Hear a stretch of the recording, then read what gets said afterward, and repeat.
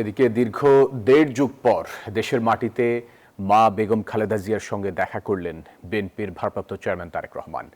৩৬ জুলাই এক্সপ্রেসওয়েতে গণসংবর্ধনা শেষে তিনি এভারকেয়ার হাসপাতালে আসেন।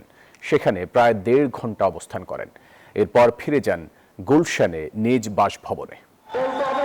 সন্তান হিসাবে আমার মন আমার মায়ের বিছানার পাশে পড়ে আছে সেই হাসপাতালের ঘরে।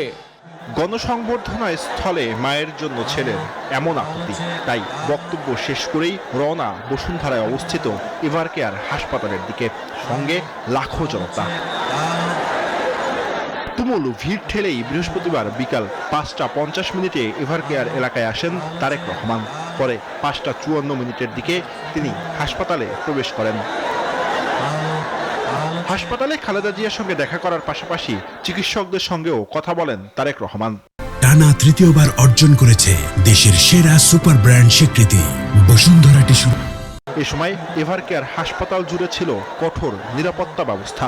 সন্ধ্যা ৭টা ৩০ হাসপাতাল থেকে বের হন তারেক রহমান। সঙ্গে ছিলেন বিএনপির কেন্দ্রীয় নেতারা।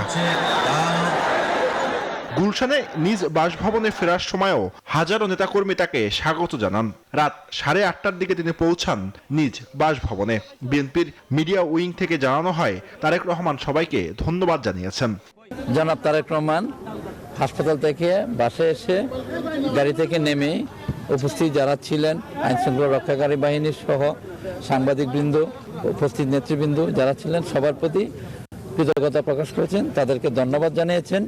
সকাল থেকে আপনারা অনেক কষ্ট করেছেন, সেই জন্য আমি আপনাদের প্রতি কৃতজ্ঞতা প্রকাশ করি। তারেক রহমানের বাসভবন ঘিরেও নেওয়া হয়েছে নিচ্ছিদ্র নিরাপত্তা ব্যবস্থা। জুবায়ের সানি, নিউজ 24, ঢাকা।